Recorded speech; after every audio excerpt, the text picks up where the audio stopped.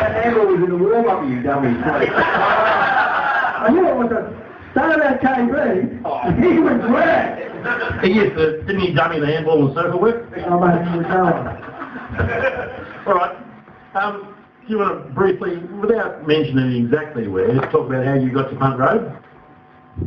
It was funny, actually. I was just a young kid, 16, 17. I was going to call it, but I was actually coached in the under 17s were drafted. No, don't tell them exactly where. In Mildura, all good. In Mildura. And I was actually coached by Barry Knox, Matthew Knox. Yeah. Great family of the Knights. And at the start of the year, he's taken over, and I played a couple in under 17s. He said to me, look, you've got two other guys at the club that can only play on the ball. And those smaller legs, which is amazing. So I always said, look, they can't play with us. Would you mind playing 10.5 forward?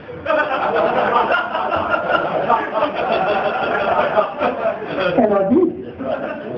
Played 2.5 years for the whole year, 600. Big ground, close ground. There's around it. And was lucky enough that the late and great Alan Swab was down with Europe, who our zone, the Richmond zone was to the Asia area, so that's how you got players in those days. There was no draft in it, so I was zoned to Richmond. So if I was any good, that's why we got Mark Lee from there, and Phil Bottoms, and Phil Began, and all these type of players. They were all from Matthew Knight. And that's how I got picked up. But the only time I actually got to play one game in the seniors I won't say this right. In the seniors, there's a question coming after. In the senior side, was a big ruckman, Russell Darcy, still remember his name, still was too small. I sat on the bench, 10 minutes in the last quarter. Come on, kick 4. I'm never going to go again. Got too small, he said. I said, okay, fair enough. I was playing 10.5 forward against the man now. I couldn't have been that small. So, but even I got invited down next year and ended up having first year living with Mark Lee. It's definitely experience. Can I just add something there? Alan Swab said to, I think it was Tommy Hayes, whoever it was, he said, I've got the next Roy's Hart.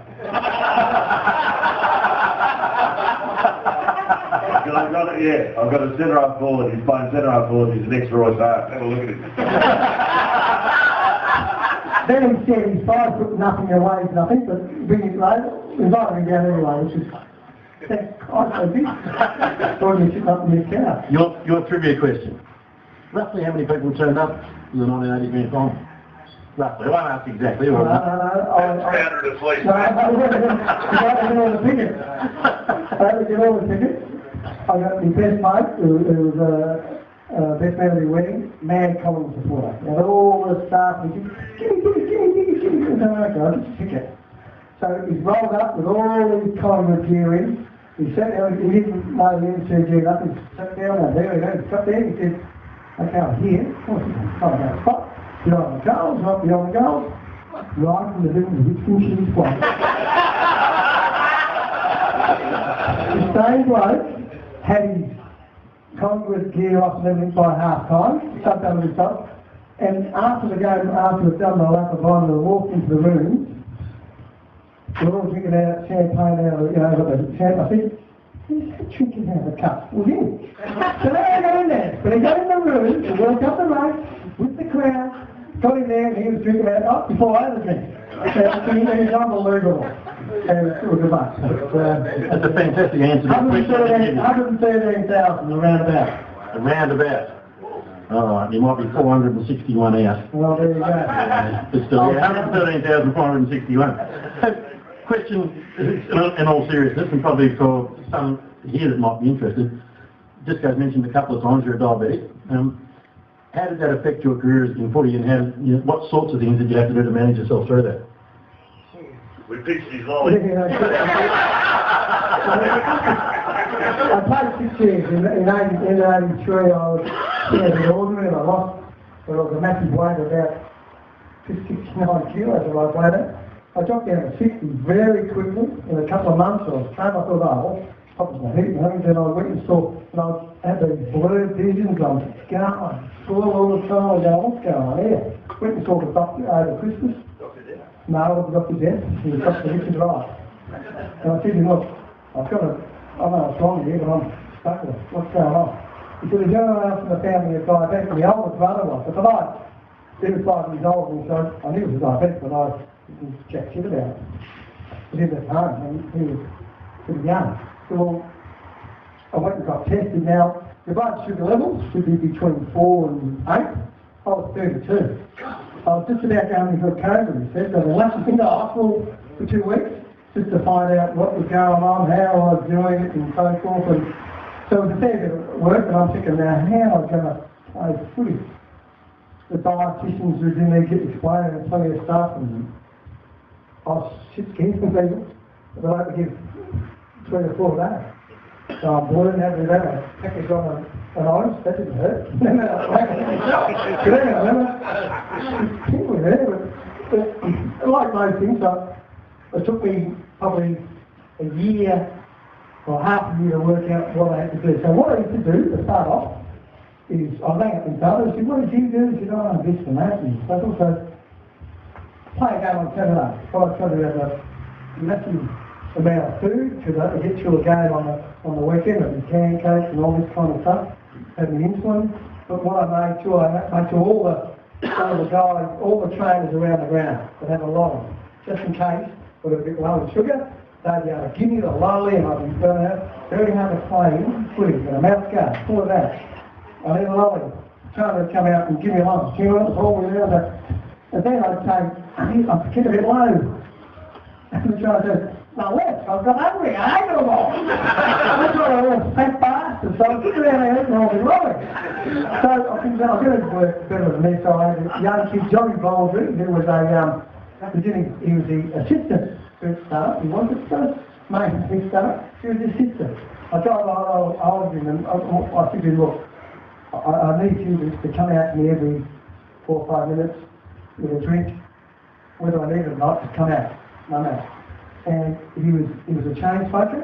He was the fittest brother in the world. For 10 years he looked after me, from 83 to 93 when I retired. He ran out every time for me, whether I needed it, whatever. But leading up to games, all I had to do was like, instead of telling me everything on a Saturday morning, I'd work it out with my phone. So Saturday, Thursday, Friday, and Saturday, I'd have to increase my carbohydrates, increase the insulin, work it out, and after a game I'd have to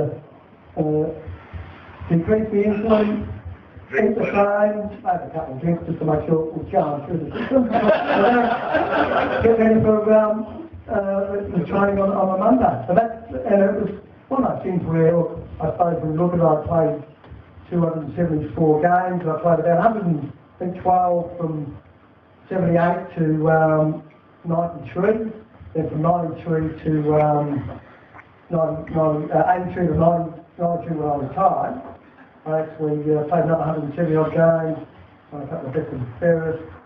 I think I played 4 games with Troy without being a diabetic, played another 16 with it. So it's like I control it, you can control it. It's a fair bit of work to be done, but look, I'm still going alright, I'm still kicking, I'm still having a good time, and that's the main thing.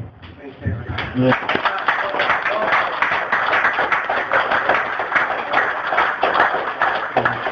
You don't get the Captain Victoria if you're not managing it okay, do you? He bribed them. He bribed them. Yeah, but you played for Tassie though, how can you compete with that? Can I just ask a question? Was it true, please, that Francis Burke used to get you blood tested every Monday after a weekend when you were I was. Mate, but Francis is the best player I've ever, one of the best players I've ever played with. The catch one of sometimes, and we all agree. The thing is, Francis had this thing about, he thought, oh, no one could have a pick up. Brian Taylor and I, he targeted you blokes. Look, sometimes you can go out, but you hear rumours that we were and everything. So for 4 weeks, we're not going to play test. And 4 weeks later, he took them again. Brian, BT, did not have a drink in 4 weeks. He said, I'm going to pass. He said, no, it's a normal thing. Blood test came back. He's just worse than mine. I